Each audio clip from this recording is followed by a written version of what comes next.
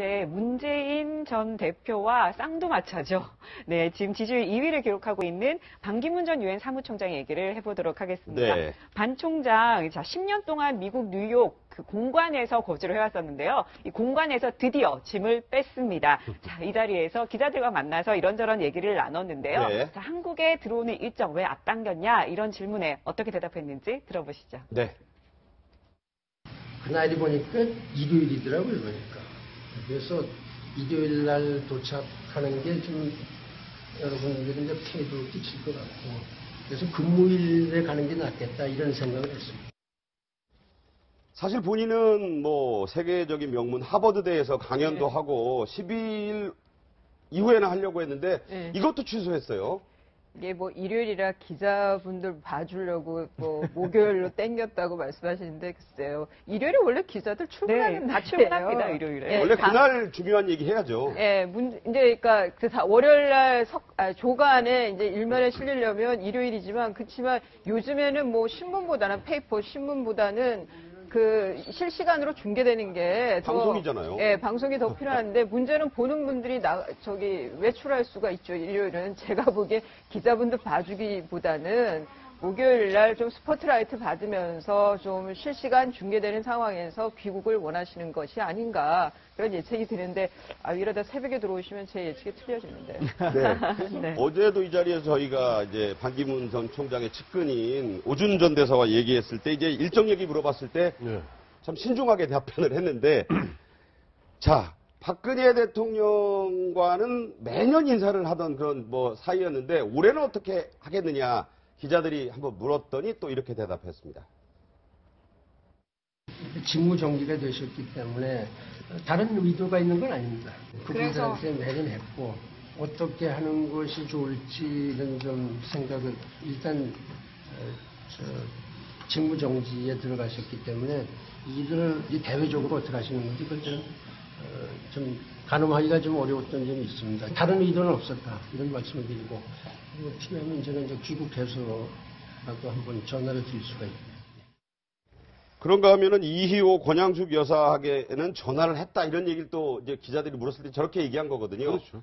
자, 이제 다분히 대선 행보는 시작됐다. 이미 짐을 쌀 때부터 그럴 수 있는 거 아니냐 싶은데 네. 마포, 영등포 사무실 낸다는 얘기도 나옵니다. 그렇죠.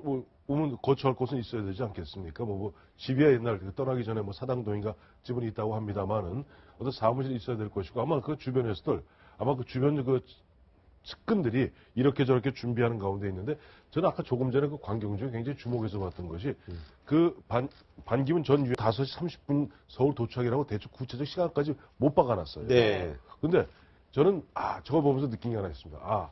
반기문 전 유엔 사무총장 측근에는 언론을 잘 아는 사람이 없구나. 네. 만약 언론을 잘 아는 사람이 있었다면 당연히 일요일날 들어옵니다. 그래야죠. 이제 왜냐면- 조관들도 조간도 그렇고. 조간이지만은 보면 일요일 같은 경우 보면 기자들이 사실 뉴스가 없어요. 쩔쩔 맬 때예요. 네. 맬 때 가장 그 순간에 들어와서 예를 들자면 낮 한 12시쯤 들어오면 하루 종일 중계 방송하겠죠. 채널에서 생방송하지 않겠습니까? 네, 네. 그렇다면 가장 많이 자기의 메시지를 알릴 수 있는데 목요일 날 그것도 5시 반에 귀국하시고 실제 도착 시간이 5시 반이면 나오는 시간은 거의 한 6시 좀 넘을 텐데 네.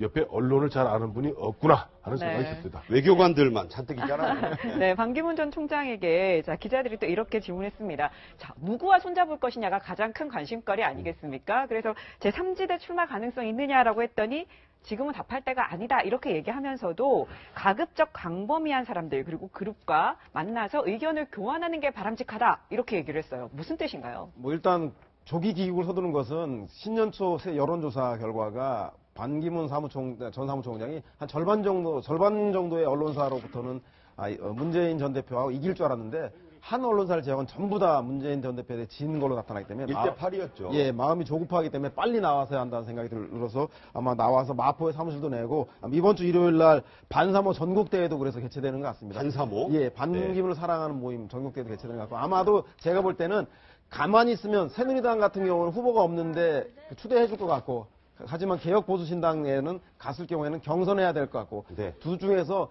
본인의 정치적 기반이 부족하기 때문에 경선보다는 후보 대안부재론으로 반기문 사무총장을 추대해 줄 수 있는 상황이 올 때까지 반기문 독자적 지지자 그룹과 함께 제3진영 내에서 버티기에 들어가지 않을까. 그래서 결국은 보수 진영 쪽에서 보수 연합을 만들어내서 후보 부재론으로 반기문을 추대할 때까지 당분간은 시간을 끌 것 같다. 이렇게 보는 것이 합당할 것 같다는 생각이 듭니다. 정진석 총장이 왔다 갔으니까 충청권 의원 10여 명이 동반 탈당을 해서 그렇습니다. 이게. 충청신당 얘기도 나오잖아요. 충청 신당까지는 몰라도 하여튼 반기문 측근 의원들과 제3지대에서 버티면서 전체 보수 진영의 추대 기운이 무르익을 때까지 기다리지 않겠나라는 생각이 유엔 사무총장이라는 사람이 충청당에 맹주를 하지는 않습니다. 자민련으로 돌아가지는 않을 것이다. 맞습니다. 네.